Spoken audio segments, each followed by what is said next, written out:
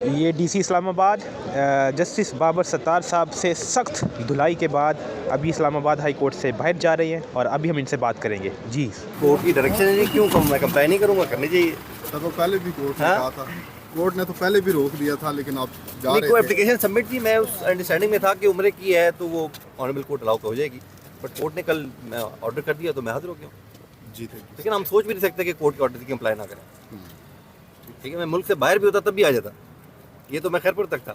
हाँ, आप तो खुद आ गए, कोर्ट ने तो ऑर्डर किया था। देखें, कोर्ट की कंप्लायंस तो हम सबका फर्ज है, आप पे भी मेरे पे भी। इसमें कुछ तो आप कोर्ट में आपके वकील साहब कह रहे थे कोई ऐसी इंटेंशन नहीं थी कि कोर्ट के ऑर्डर को फ्रस्ट्रेट किया जाए, लेकिन सेट असाइड होते थे एमपीओ ऑर्डर्स, फिर से आप दोबारा नया एमपीओ वैसा ही अलाइकली आर्गूमेंट इधर हुए हैं। अच्छा नहीं बात कि मैं उस पर दोबारा कमेंट करूँ। काउंसिल ने उधर बात की, आप सब लोगों ने सुन लिया, तो वो बेस्ड ऑन रिपोर्ट्स होती हैं, इंटेलिजेंस एजेंसीज हैं इस मुल्क में, जो मेरे कान और आंखें तो वही हैं। तो आप आज मुझे कहें कि जी यहाँ कुछ होने वाला है और मैं फिर आपकी बात ना मानूँ, खुदा न खासा यहाँ हो जाए कुछ, तो जिम्मेदार तो मैं हूँगा।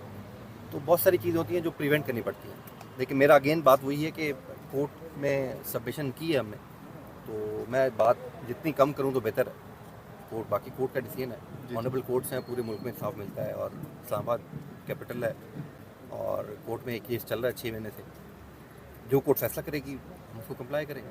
हमारी क्या जरूरत है कि जी हम कोर्ट को कंप्लाई ना करें, किसी भी ऑफिसर की या किसी भी सिटीजन ऑफ पाकिस्तान की।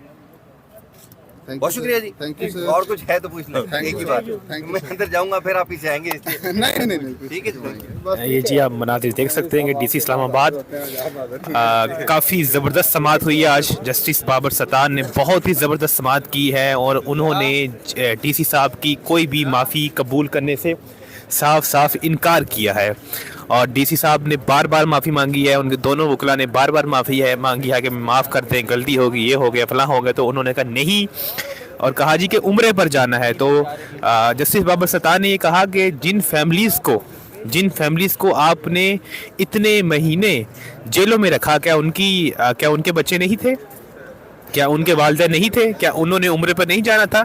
बल्कि शहरियार अफरीदी को जिनको बार बार जेल में रखा गया तो वो तो उनके तो भाई इंतकाल कर गए और उनको जनाजा नहीं पढ़ने दिया गया। अब हिसाब लगा लें, वो जेल में थे और उनको जनाजा पढ़ने नहीं दिया गया और उनका 20 से 25 किलो वज़न कम हो गया जेल की हिरासत में।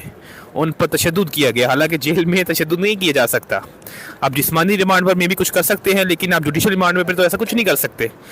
लेकिन सब कुछ किया गया और यही डीसी इस्लामाबाद की नाक के नीचे किया गया और आज ये माशाल्लाह इतने मासूम बन के खड़े थे जिस तरह इनसे कोई नेक होता ही नहीं है। लेकिन और मज़े की बात कि जो पाकिस्तान के 2 बड़े वकला हैं, जिसमें रिजवान अब्बासी साहब आते हैं और शाह खावर साहब आते हैं, जो कि साइफर केस में वकील रह चुके हैं इमरान खान के खिलाफ, वो हुकूमत के वकील थे, वो FIA के वकील थे, वही डीसी साहब के वकील है। अब हिसाब लगा लें, ये वो वकील हैं जिनकी मिनिमम जो वो लेते होंगे अपने क्लाइंट्स फीस, वो मिनिमम को 50-60 लाख रुपए होगी और डीसी साहब की जो पे है वो 4-5 लाख रुपए है। तो किस तरह वो इतने महंगे वकील अफोर्ड कर सकते हैं? ये सामने आप ये भी देख सकते हैं कि ये SSP साहब खड़े हैं, इन पर भी तौहीन अदालत लगी हुई है, इन पर भी शूकास नोटिस की खिलाफ वर्जी वाला मामला लगा हुआ है।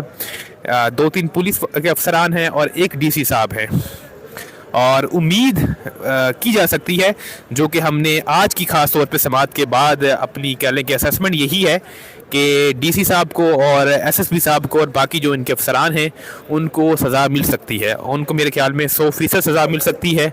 अब ये कोर्ट ने डिसाइड करना है कि सज़ा की नौयत क्या होगी, क्या जेल भेजेंगे, क्या नौकरी से फारग करेंगे।